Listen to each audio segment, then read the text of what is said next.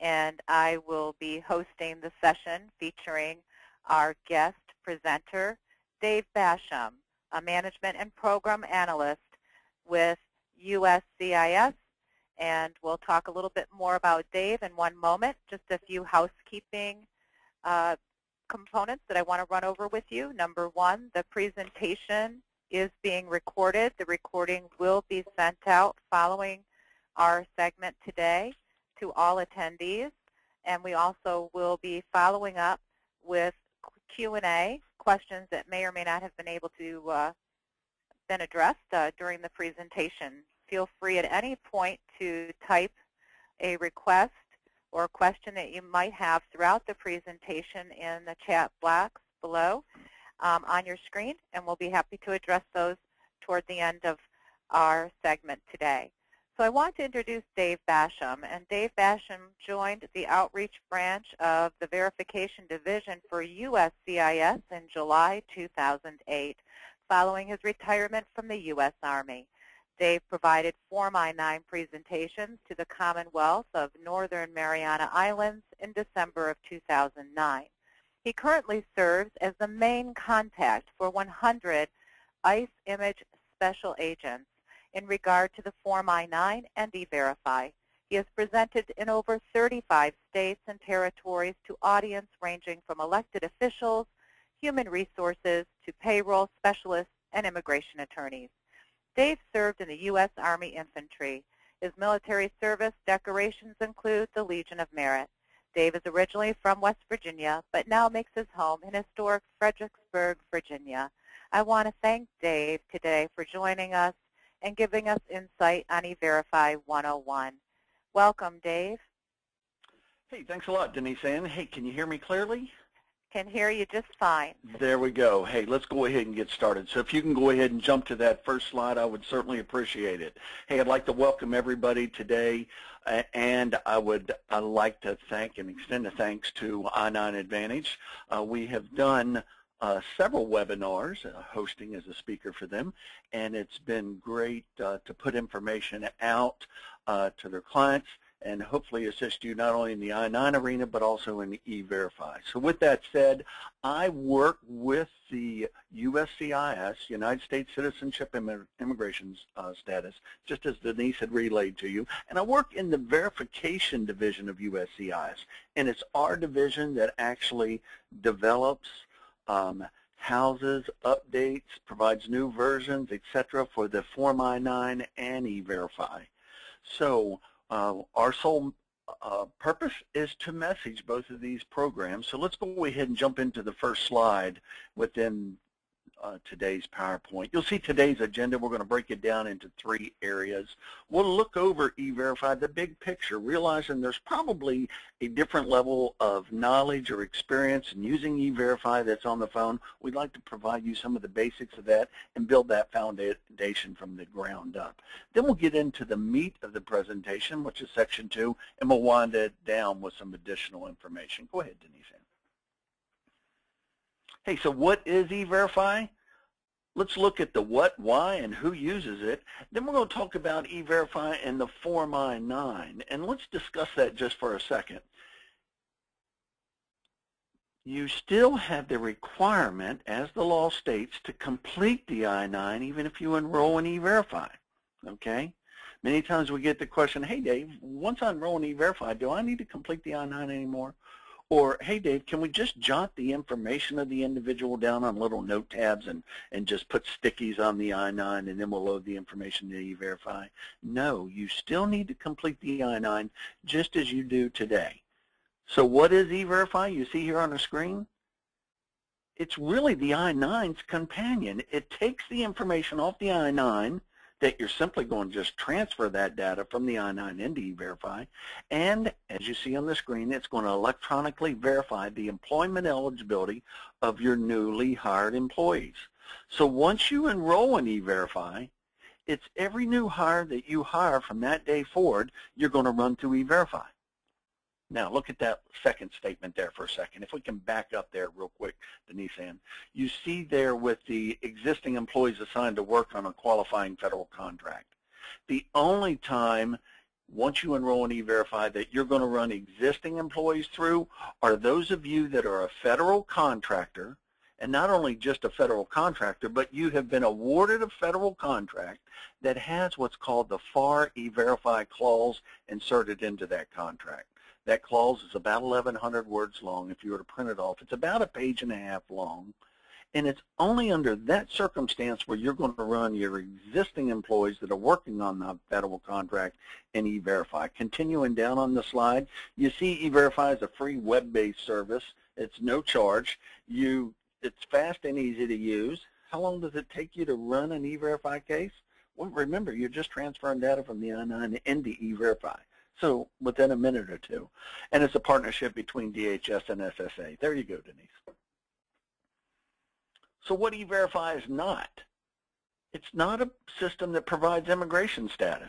It doesn't tell you whether an individual has had a speeding ticket, a library book overdue, haven't paid their real estate taxes. It simply tells you whether they're authorized to work in the United States or not. You can't use it for pre-screening. You will have already had to hire the individual and completed the I-9. And go ahead, Denise. And it's not a safe harbor from worksite enforcement. So why use E-Verify?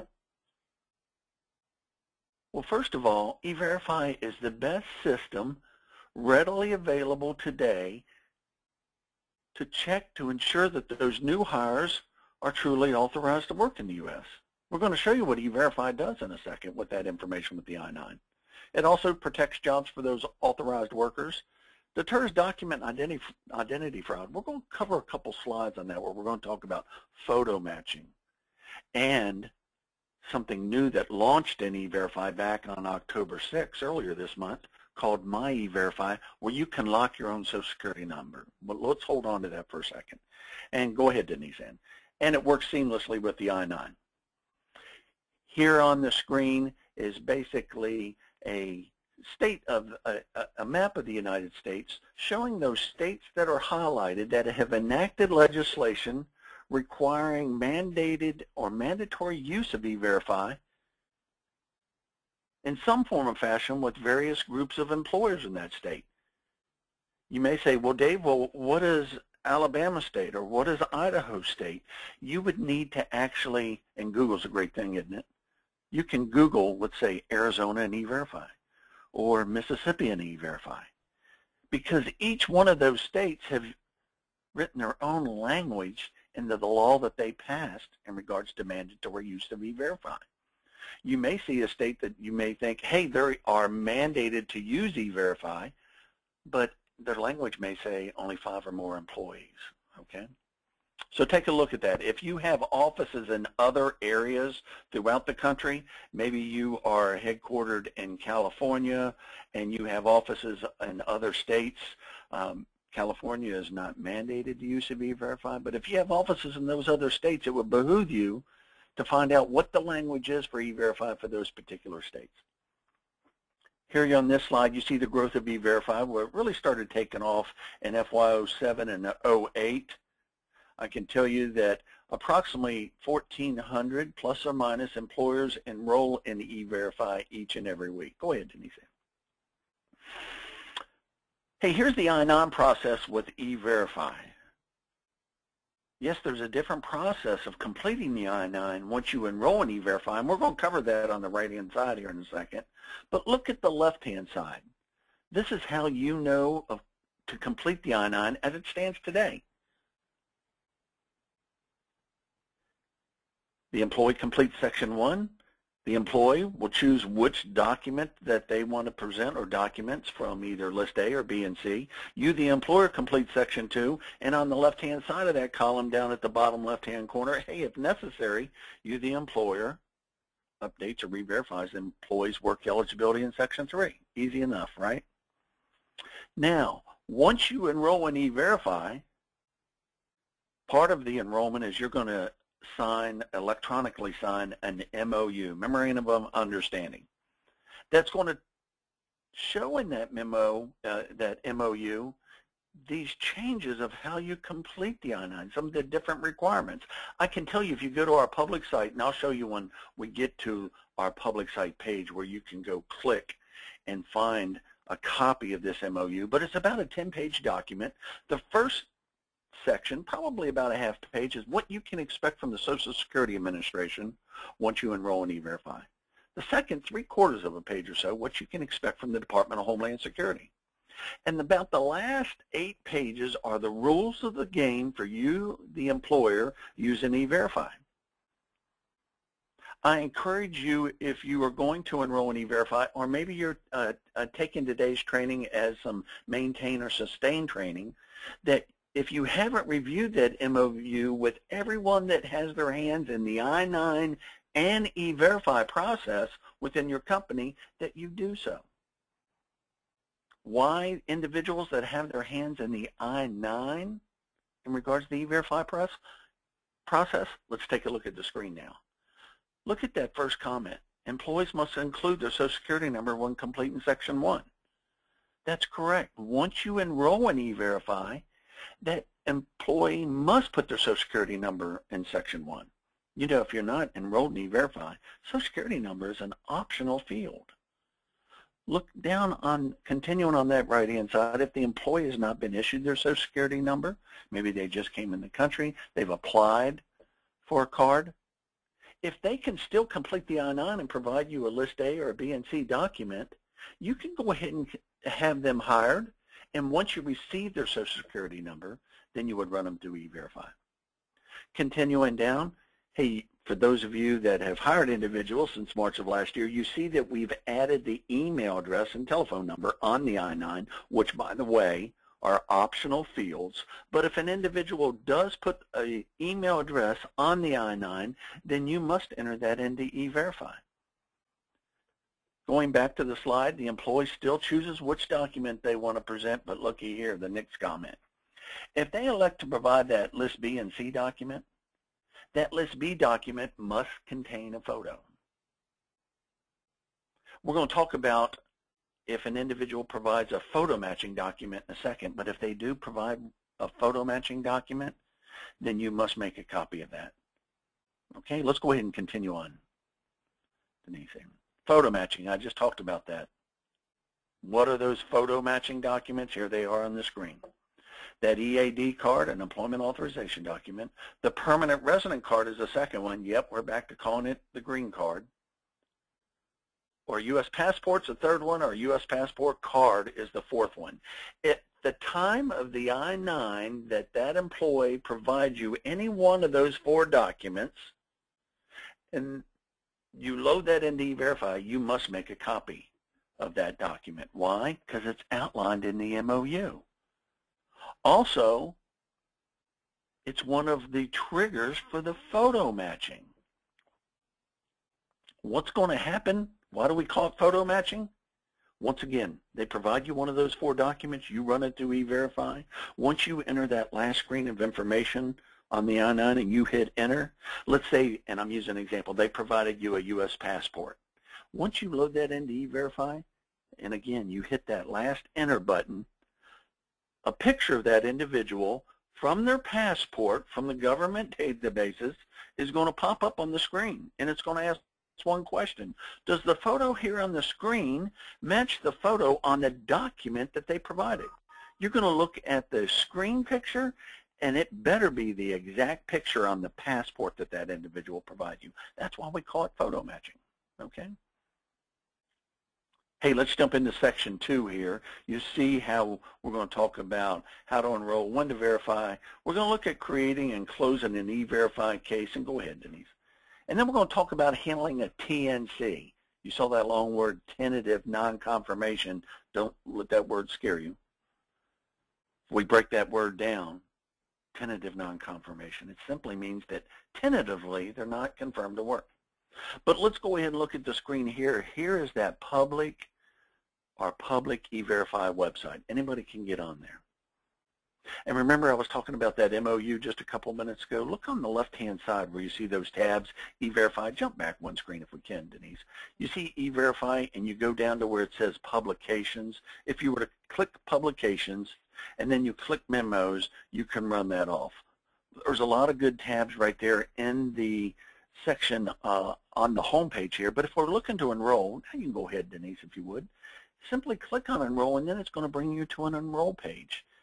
You can find all kinds of information on the Enroll page, how to assist, how to help you, but at any time you have any question on, hey, how do I enroll? Hey, I got a question on the I-9. I got a question on E-Verify.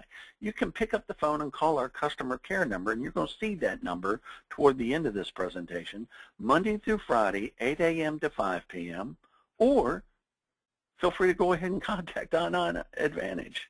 Okay, they'd be a great source for information on the I-9 E-Verify. Go ahead, Denise. Part of the enrollment process, what we do is we provide you, when you click on Enroll, we're going to provide you this checklist here. And all that is just a checklist of items, that information that you need to gather that'll help speed up your enrollment process. Go ahead, Denise. Additionally, during the enrollment process, E-Verify is going to ask you 4 questions that are either a yes or no answer. Once you answer all 4 of those, depending on how you answered all those, the E-Verify system is going to come back and say, hey, based on how you answered those questions, which is how you plan to use E-Verify, we recommend one of these 4 access methods. I can tell you the most common of the access methods is the employer, as you see on the left-hand side, and that pretty much is defined as what we talked about E-Verify since we started talking today about the subject. It allows you to electronically verify the employment eligibility of your new hires. You may be recommended to be an E-Verify employer agent. For those that have been around E-Verify for a couple years, formerly we called that the designated agent. You know, there's companies out there be more than glad to do your payroll for you, right? More than glad to change your oil in all your company vehicles. Well, those companies out there be more than glad to run your I-9 or your E-Verify queries. Once again, our great host here today be more than glad to assist you with that. The corporate administrator, looky there. It basically allows you to administer new and existing accounts, create and view reports, but you can't run an individual through E-Verify as a corporate administrator. Hey, let's say you have your headquarter office in Washington, D.C., and you've got 10 offices around the country. Each one of those offices are hiring 10 individuals each week, and you want to be able to sit at your corporate headquarters there in D.C. and look at each one of those E-Verify accounts at your other office locations to make sure that your office managers are running them through E-Verify. You can do that as the corporate administrator. But I told you, you can't run an individual through E-Verify as a corporate administrator. How would you do that? You would sign on as the employer access method as well. And the last of those access methods is just web services. If you want to develop software that'll interface between I-9 and run your information through E-Verify, you can call and pick up the phone and talk to our web services, or you can pick up the phone and call I-9 Central. Hey, here's the verification location, hiring sites, and user roles. Basically, a verification location site is any site that you're going to just start running your individuals through E-Verify. It could be several of your office locations. But when you want to add an individual, maybe one of your team members, maybe I'm on your team, and you go, hey, Dave, when we hire new individuals, we want you to run them through E-Verify, and I'm on your HR or payroll staff, okay? And I run you through, and I'm going to run them through. You're going to assign me either 1 or 2 roles, either a program administrator role or general user role. You see, the program administrator role has more roles. I liken that to the term of like supervisor. General user role, kind of like the worker bee. The general user, I can tell you, those individuals can only see, they're kind of like a horse with blinders. They can only see the work that they're working on in E-Verify. So if me and Denise are assigned as the individuals going to load the information into E-Verify and we're general users, Denise can only see her work, I can only see mine. If Denise is out sick, if she's gone on vacation, nobody can follow up with her cases. That's why we recommend at a minimum that you have 2 individuals assigned to run E-Verify cases. You can have many more, and at least 2 of them be program administrators. Okay? Go ahead, Denise. Hey, required posters. Now don't fret, we use the word poster, But as outlined in the MOU, once you enroll in E-Verify and you start to run your cases, you must post both of these posters in an area that's visible to prospective employees. Once again, we use the word poster, but you can print them off right there at your printer, 8.5 by 11 paper. We don't care whether they're printed in color or black and white. But you're going to have to post both of them, both in English and Spanish. Once you enroll in E-Verify into our live site, you can click on our Resources tab and you would run both of these off. The post on the left-hand side basically lets a prospective employee know that, hey, you're enrolled in E-Verify.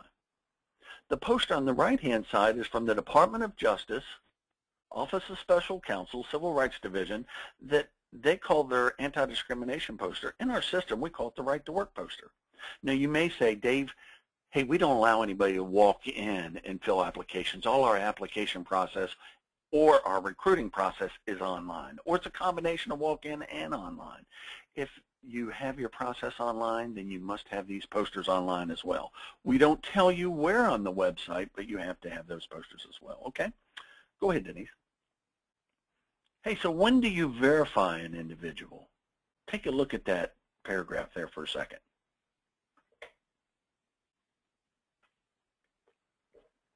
Doesn't that sound like the I-9? You must enter the I-9 information for all newly hired employees no later than the third business day after the employee's start date. Just like the I-9. But let's take a second here and talk about the I-9. Here's an I-9 quiz question for you. When's the earliest you can complete an I-9 on a hire? When's the earliest? You know, many employers feel like, well, that's easy, Dave. That's the first day they show up for pay. When the actual correct answer is, once a position has been offered to an individual and that individual has accepted the job, anytime from that date, but no later than 3 business days after they started working for pay, you can complete the I-9 to be compliant. Let me give you an example then. Denise offered me a position on 1 October, and she said, hey, Dave, would you like the job? I go, sure. I'll accept the job. Offered and accepted on 1 October. She said, Dave, for payroll purposes, you're not going to start working for pay until 1 November. I go, good to go. Well, maybe here today on the 30th of October, I'll walk into Denise's office. I want to see where I'm going to be working, etc. And while I'm in there, Denise says, hey, Dave, would you like to fill out some of your new hire paperwork, including the I-9? I go, sure. Can we do that? Yes. I'm not starting to work till 1 November, but I've already been offered and accepted the job.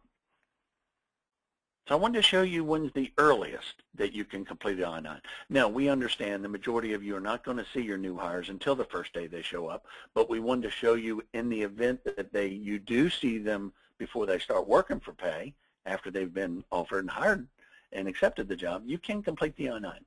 Let's take a second and look on that flip side here. No later than the 3rd business day after the employee's date. This is in relation to the I-9 and E-Verify. If I started working for pay on a Monday and Denise's company is open Monday through Friday and closed on Saturday and Sunday, I'm just using this as an example, what day does the I-9, the day of the week, does the I-9 need to be completed to be compliant?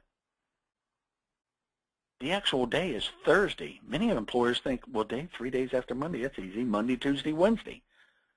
Look back at the screen there, no later than the 3rd business day after the employee's start date. 3 days after Monday, that'd be Tuesday, Wednesday, Thursday. I give you the example of business days because remember, Denise's company's closed, and this is just an example again, on Saturday and Sunday. Let's say that November 1st started on a Thursday.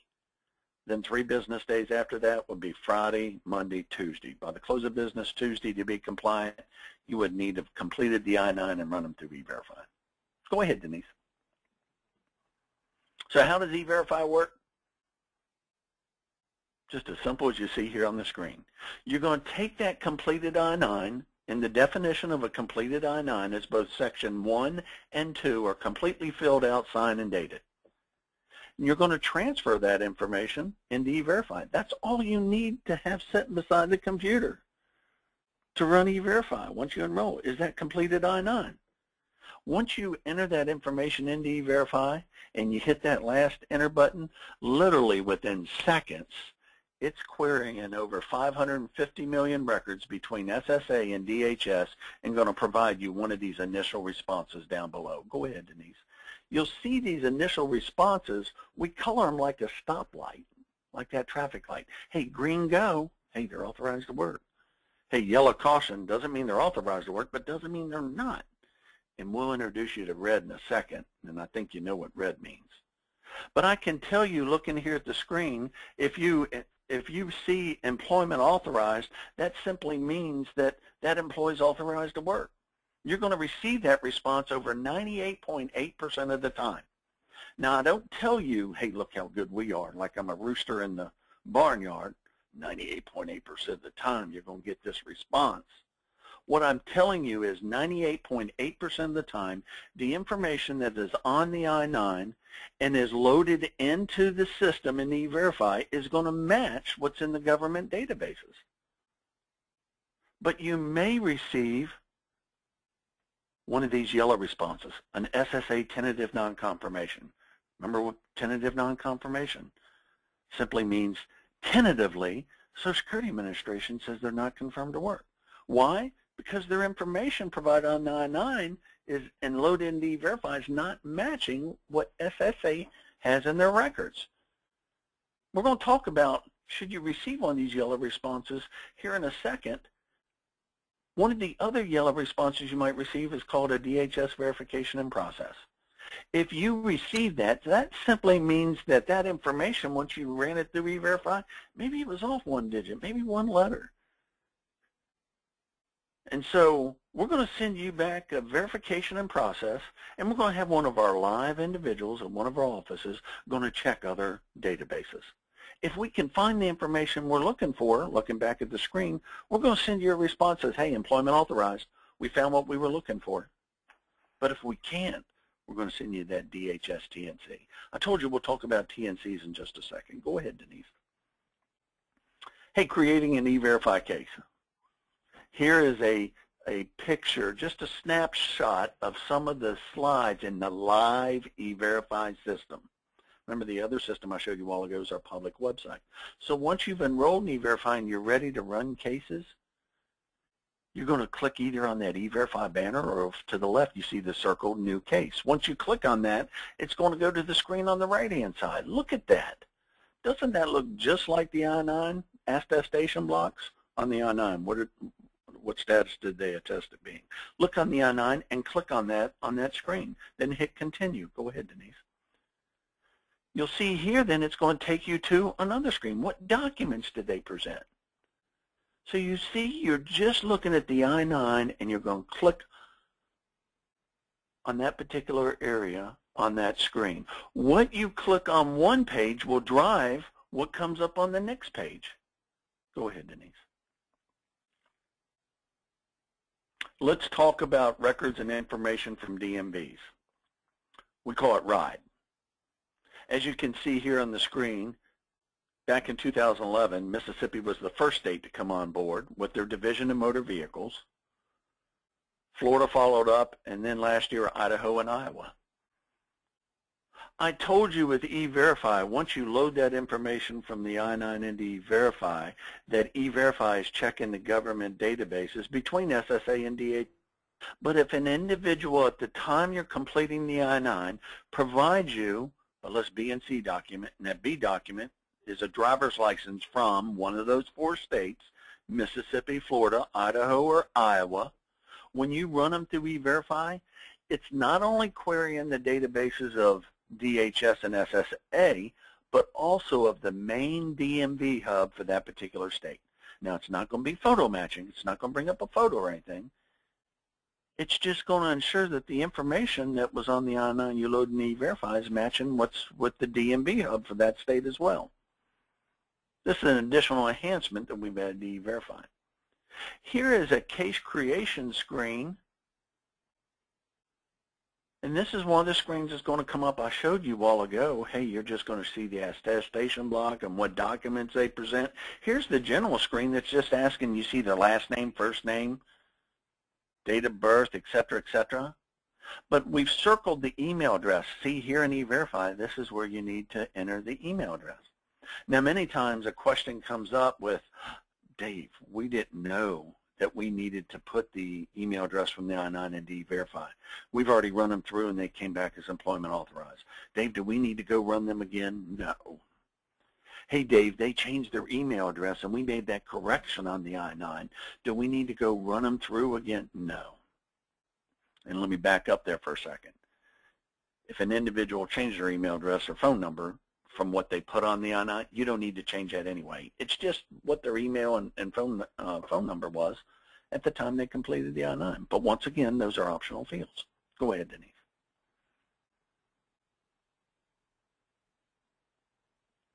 I told you you're going to receive an employment authorized screen with 98.8% of the time. And we wanted to show you, here's a snapshot of what that screen will look like.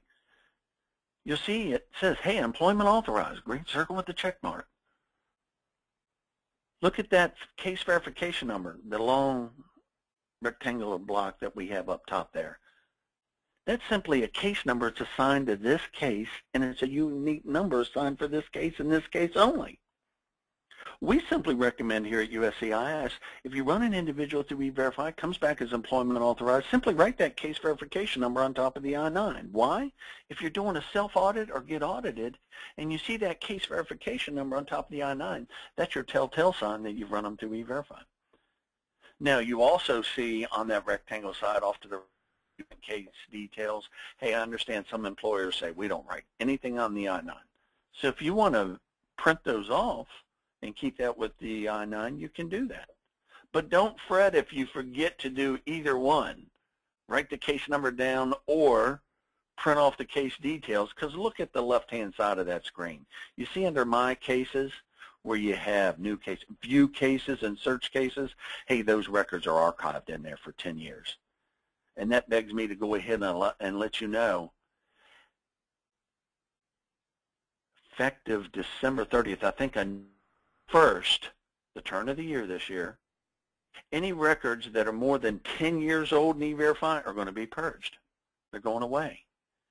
That is not our call. That's one of the government agencies about archiving records with other government agencies.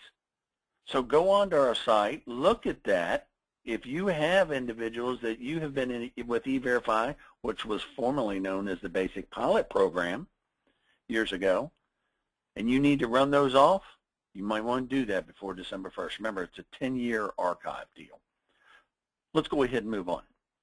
So we talked about that tentative non-confirmation, that TNC.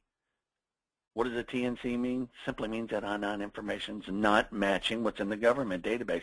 Doesn't mean they're not authorized to work, okay? So whatever you do, don't fire them just because they get a TNC, because there could be some common reasons, as you see here on the screen. Maybe their citizenship or immigration status just changed. Maybe just last week and hasn't caught up to all the government databases. Maybe a young lady got married last month. You hired her yesterday. She completed the I-9 because she was taking her spouse's name, but she forgot to go to SSA and change that information. Or maybe someone in your company typed the information typo when you entered the data. Okay? Go ahead, Denise. So what do you do if you receive a TNC? So you run them through E-Verify, and within seconds, I told you you're going to get that initial response. Let's say you get that one that's colored yellow, and maybe it's a Social Security Administration TNC. What do? And I'm trying to bring my screen back up, Denise. Help, help. Oh. Went out on me, went black. Oh, just hit like your button for a mouse, or touch the keyboard if you're not touching the keyboard. Right. Did that do that for you? Yeah, I've clicked on that. So everybody bear with me just a second, okay? I think we've all been there. Yeah. Yeah, if you touch any key on your keyboard, it should pull the screen right back up for you. Yeah, I was clicking that, and it's... Bear with me, everyone. I'm a little bit challenged here. Well.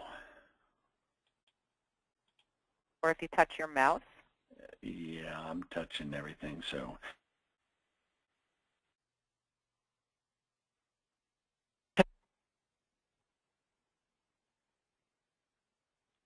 Hello? Yellow. Oh, very good. Is it still showing black, Dave? Yeah, and you know, I might need to jump out and jump back in. Okay. Okay. That's all right. I'll do that, okay? Okay, very good. All right. So if those of you on the call today have to take a moment to tidy up a few loose ends, Dave will be back with us momentarily. There's been a slight technical difficulty, and he lost his imaging on his end of the screen. And we'll pick back up and discuss handling a tentative non-confirmation or further action notice. Also, in the meantime, if any questions have been generated as a result of the information that Dave has been providing to you today, feel free to jot down that question in our chat box through the GoToWebinar, and we'll be sure to address those questions towards the end of the call, and we'll be able to take on those questions with Dave and hopefully get some answers for those of you here today. I do want to remind you that the presentation is being recorded. It will be followed up in a blast along with other reference material coming up here over the course of the next week, and we appreciate your attendance on the call. Dave, have you been able to get back up? Yeah, we're back in. Running? Awesome. Yeah. Yay. Hey, everyone. Okay. That was planned so Denise Ann could put out a lot of those administrative messages. So if you believe that one, so, hey, I apologize for that, okay? But let's go ahead and just pick up right where we're at. And thanks a lot, Denise. Handling that TNC. So what do you do when you receive that yellow response that says a TNC? Hey, you're going to run off a further action notice, and I'm going to show you what that looks like in just a second. You need to call that employee in privately. Don't jump on the microphone that goes into the warehouse hollering, Dave Basham, please come to the office. You may not be authorized to work. Do it privately. Bring them in. You're going to review that further action notice with them. You'll see on that further action notice during the process, that employee is going to have to choose whether they want to contest or non-contest that finding from either SSA or DHS. Contest or non-contest, fight it or not fight it. If they wish not to contest it for whatever reason, legal counsel says you can terminate them. Here's a screenshot of what it's going to look like. I showed you one while ago of the employment authorized screenshot. Remember, 98.8% of the time. But here's a screenshot of what it's going to look like if you receive a tentative non-confirmation, in this example, from Social Security Administration. All you need to do is just follow along with the sentences. Like on this one, SSA number entered in E-Verify is not valid. Hey, it doesn't mean that that necessarily means that they're not authorized to work. You just continue on with that. And you hit continue at the bottom of the screen. It'll bring you up to this screen. See, this is where you're going to print that further action notice off. Go ahead, Denise.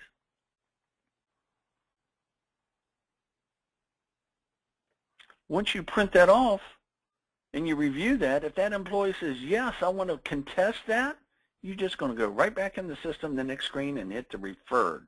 You're going to refer them. So you just simply follow the screens. They provide you the information. But remember, at any time, if you have any questions, you're stumped, you can pick up the phone and talk to our live customer care individuals, Monday through Friday, 8 a.m. to 5 p.m. Here's on the screen what that further action notice looks like.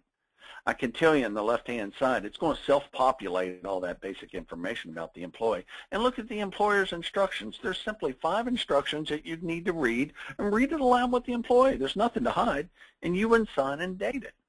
Then on the right-hand side, the second page is employee's instructions. There's about 3 instructions for them. And you see there where they're going to select they want to contest or non-contest. Remember, if they select contest, you're going to go back in the system and refer them to that agency. If they say they don't want to contest, you can terminate them right there on the spot. Go ahead, Denise. This next slide showing you what that referral slip would look like. If Denise ran me through E-Verify, came back as a tentative non-confirmation, she called me in, she sat down, she talked with me about the TNC, she had run off that TNC, and if I had checked, yep, I want to contest, Denise goes back in the system, continues on, she's going to run off that referral. Here's the referral confirmation right here. All this is just the instructions for me of how do I address this TNC. If it's an SSA TNC, it's simply going to tell you that you need to go down to your local SSA office within 8 federal government workdays from the date that this referral was printed off. If it's a DHS TNC, on the referral, it's going to give you the 1-800 number that you need to pick up the phone, a toll-free number, and call DHS within 8 federal government workdays to start the process of resolving this issue. Go ahead, Denise. All you need to do as the employer, if Denise was to, and using that Denise and me example of E-Verify, that got the TNC, and let's say I wanted to contest. Once I walked out of the office, when I come in the office the next day, Denise doesn't need to be asking me every day, hey Dave, did you go down to SSA? Did you square that away? Because all Denise needs to do is periodically go back into E-Verify system, and she's going to be looking for one of these responses. Hopefully I went down to SSA and squared it away, and it came back as employment authorized. It still might come back as an update to Denise, one of these yellow colors, telling Denise, hey, review and update that employee data from the I-9 that you put in. Will you double check that? Or case and continuance. I think we'd all agree that there's some very unique cases in regards to the I-9 E-Verify. There may be a DHS verification in process. Remember, within 24, 48 hours, you're either going to get a thumbs up or a thumbs down. Now here's your introduction to the red color. Final non-confirmation. Simply means they're not authorized to work. Or a no-show. That no-show, remember when I told you if you receive a TNC, you call me in, and I say, yes, I want to contest. Once Denise refers me and gives me that referral, from that time, the 8 federal day clock starts ticking. And if 8 federal government work days come and go, and I haven't contacted that agency, and an additional 2 federal government work days go by for a total of 10, and I haven't done anything, the system's automatically going to send back the E-Verify for Denise to see a no-show. You can treat a no-show like a final non-confirmation, and you may terminate the employee at that time. Go ahead, Denise.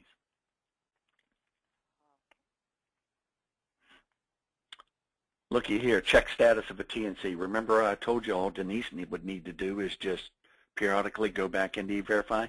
Here's the home page of the live E-Verify site. Now look down at the bottom of the page there. Case alerts, where you must take action. We have 3 different tabs there. Open cases need to be closed. You see in this example there's 5.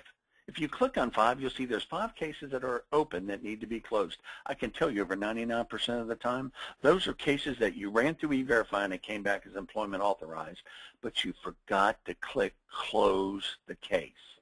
If you don't click close that case, it's just going to bounce up there in space, okay? Look at the middle one where the error is. Case with new updates. Hey, there's an update for you. Given that same example, Denise ran me through. I got a TNC. I said I wanted to contest. I went down to SSA. I squared that issue away. SSA sent a update back into E-Verify. There's one of the updates for Denise to look at. In this example, she has 3. The one on the right-hand side, work authorization docs expiring. Let me tell you this. That has nothing to do with E-Verify. When we built this version, we wanted to be able to put a tickler in when you have loaded an I-9 information into E-Verify, and when that work authorization document is going to expire, 30 days prior to that expiration date, it's going to send you a tickler up going, hey, here's a reminder for you solely for I-9 purposes to complete Section 3 on that I-9. But you never have to go back into E-Verify. It's simply a one-time tickler for you. You get another document from them, you update Section 3, it'll never remind you that again because that was just an initial time. Okay? Go ahead, Denise.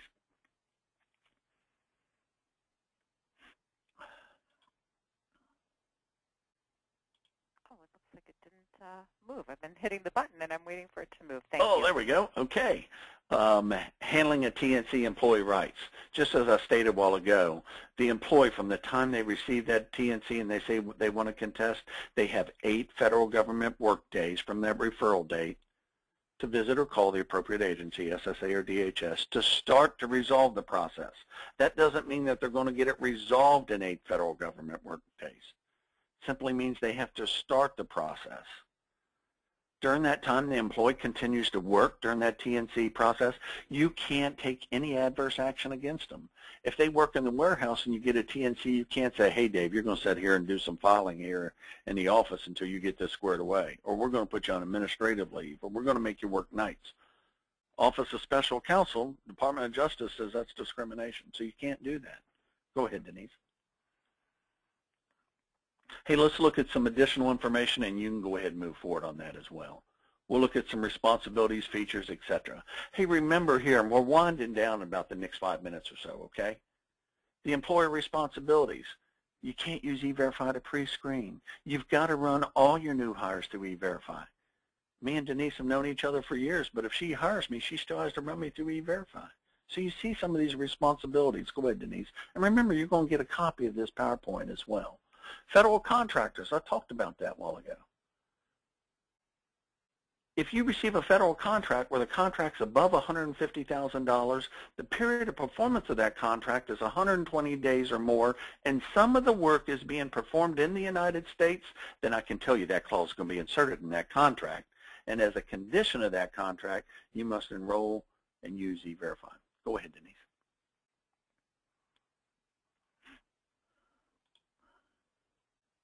What is my E-Verify? I told you this is a slide that we just added into this slide deck because back in October 6th of this year, we just launched it. What does it do? It allows you to go in, and it's a system allowing you to go in and lock your own Social Security number. You can go into my E-Verify. You can start your own account. You're going to run yourself through self-check where you can run your own self through E-Verify. Once it comes back to your employment authorized, then you can go and lock your own Social Security number so someone else can't take that number and go to another employer that uses E-Verify and they try to use your information to run through E-Verify. If they did, what's going to happen? Hey, it's going to bring up that tentative non-confirmation. My E-Verify, utilize it. Go to our site, take a look at that. Go ahead, Denise. Self-check. Here several years ago, Congress said, hey, it's great, DHS, USCIS, you developed the basic pilot program now called E-Verify. But you know what? Employee new hires shouldn't find out within the first 3 days that there's an issue with their information in the government databases.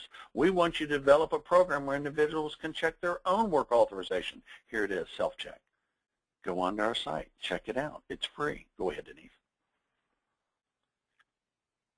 E-Verify employer search tool, hey, it's public knowledge, the companies that are enrolled in E-Verify.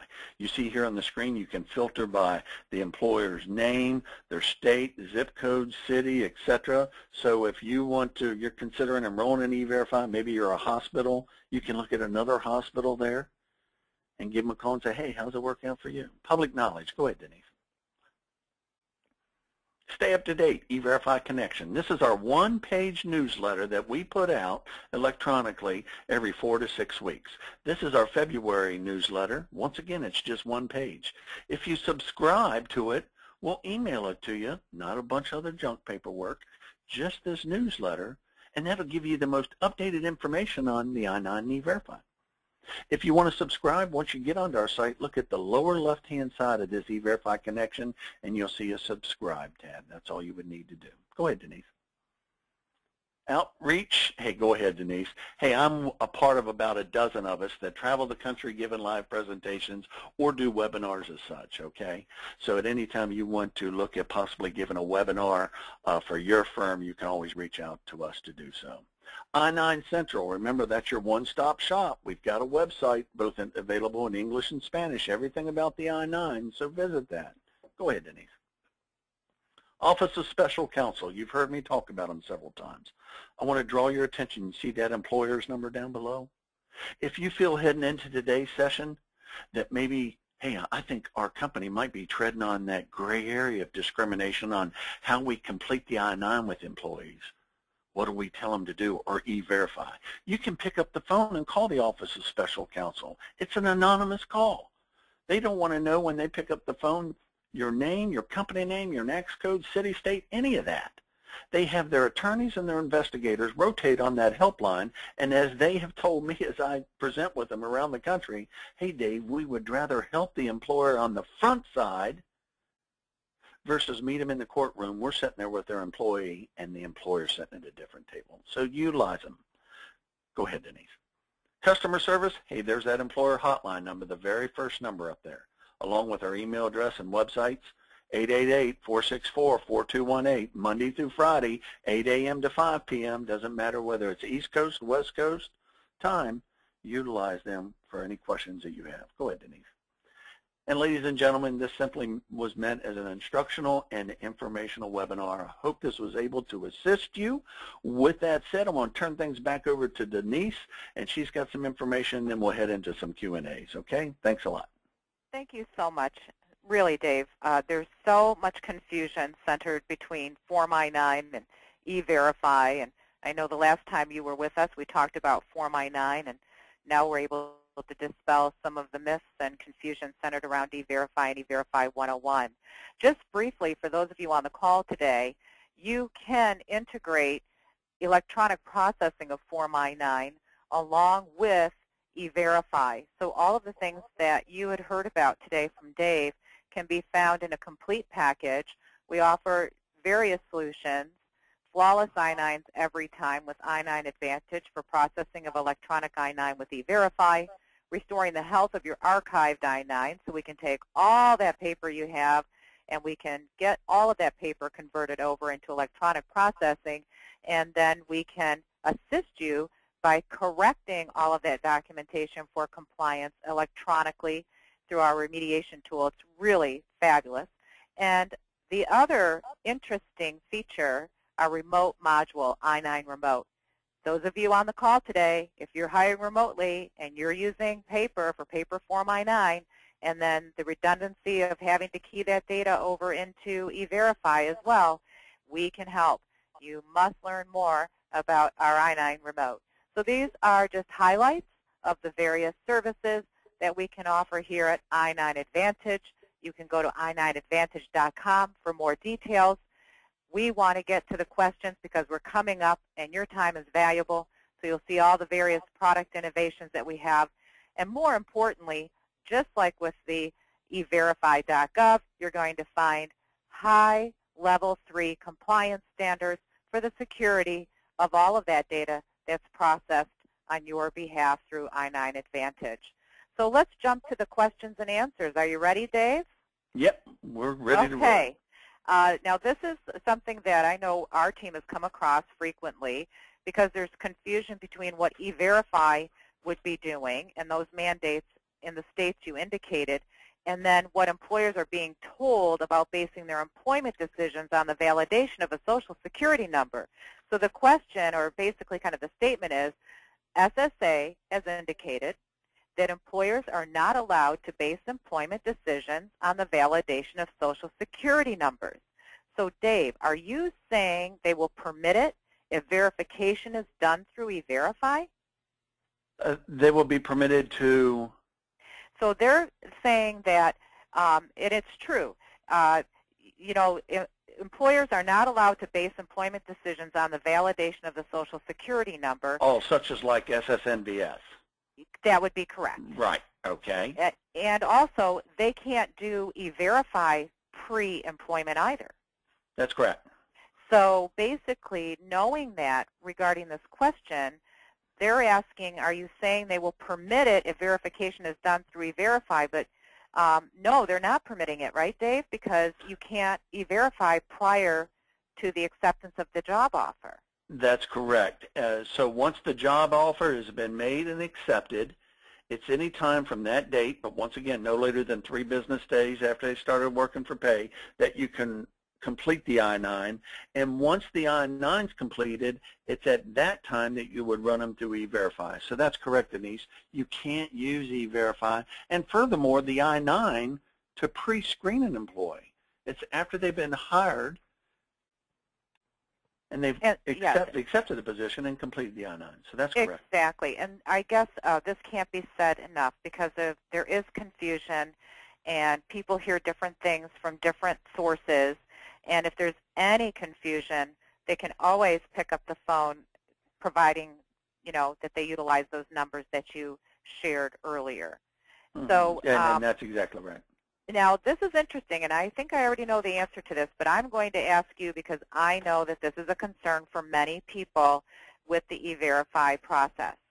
Is the USCIS coordinating with the IRS to ensure compliance with IRS requirements for using a valid Social Security number for tax ID purposes?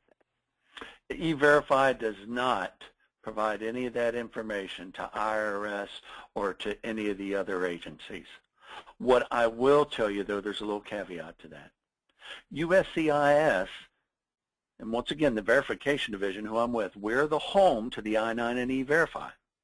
But it's our sister agency, ICE, Immigration and Customs Enforcement, that does the audits on the I-9. They're the enforcement hand. If we see, we have signed an MOA, Memorandum of Agreement, with ICE, in that we see through the computer system that, wow, this is weird. They're running everybody to E-Verify. The only ones they're running through is individuals that are providing permanent resident cards and EAD cards. You know, that starts raising some red flags. So if we start seeing a ton of items like that, we can provide that information over to ICE for them to go check out. Now, to date, we've done that very rarely. But other than that, we never provide any information that you run through E-Verify to IRS, to child support, to any other agency by any means. This process of E-Verify is solely to tell you that information off the I-9 loaded in E-Verify if it matches the government database records with SSA and DHS. Now, we just have a couple of more moments, but we're getting wonderful questions in, Dave.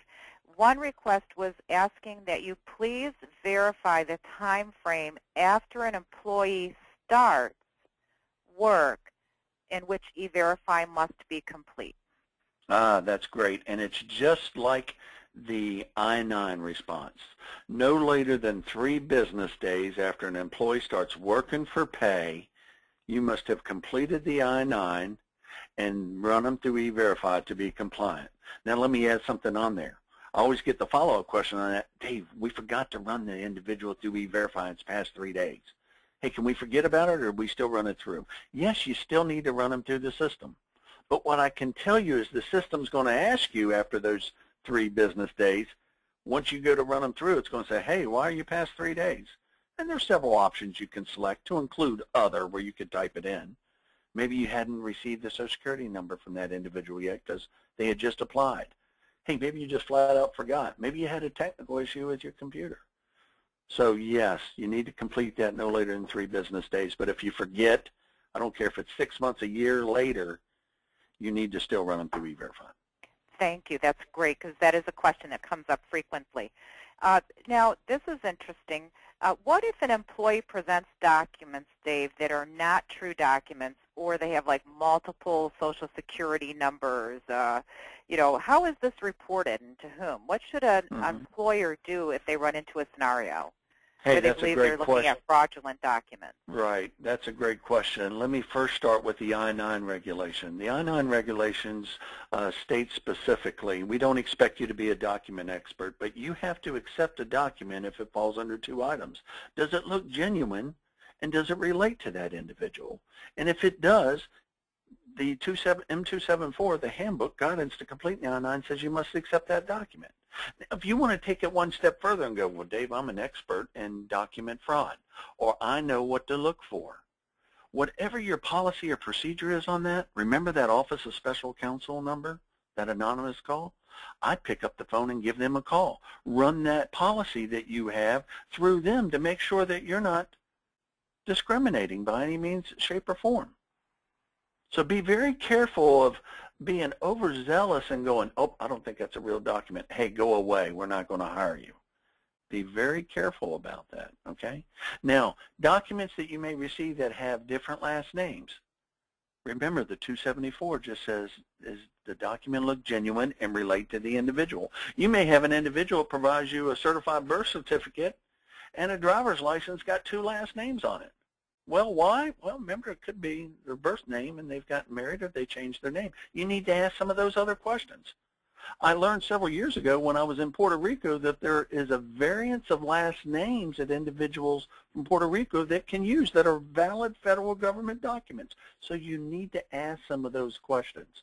But let me get back to the 274. Does it look genuine, and does it relate to that individual? I hope that helps you out, Denise.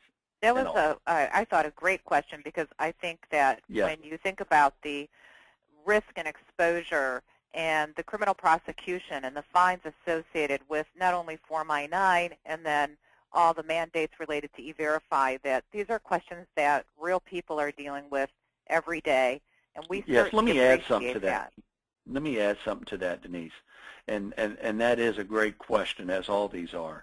But remember what the 274 says. We have individuals that will go, well, hey, Dave, you know, we hired an individual. We looked at their documents. They looked genuine and related to the individual. We accepted them. We ran them through. And then, hey, we got an audit, and that guy wasn't authorized to work. Are we in trouble? Remember this. Did you complete the... If you completed the I-9 in good faith and you did what you thought was right, you're okay. Don't worry about that. It's those individuals that were going, hey, I know those were fake documents. Hey, the individual slipped up and told us he wasn't, but we still hired him and ran him through everything. So hopefully that would be a problem. Well. A problem. Houston, well, listen, it is always a joy to have you on our webinars. And as a matter of fact, I'm going to, I told Dave earlier, we might have to get some 8x10 glossies with some fan club starting to, collect here through I-9 Advantage. And Dave, if you enjoyed his presentation today, will be joining us again in January on the 29th from 1 p.m. to 2 p.m. What you need to know about Form I-9, and you can register today at any one of our upcoming webinars. However, Dave will be featured in January 2015. So I can't even believe it said 2015. It seems so. Well, to me, so far away, but I know it's just around the corner. So we want to thank those of you who have joined us today, and remember that we will be sending out the presentation PowerPoint along with the recording and any other reference material we think you'll find of benefit. But more importantly, Dave, thanks again for your hard work out there on employment eligibility and your contributions, and more importantly, thank you for joining us and sharing your insight with our audience. We really, really appreciate it. Hey, I appreciate it, and I can guarantee on the 29th you're going to walk away, attendees, going, I didn't know that. So I'll see you on the 29th. Right. And I also promise I won't make any mistakes on the PowerPoint this time. So, hey, have a great day. You did a fine job. Thanks so much again. Thank you. Thank you, everybody.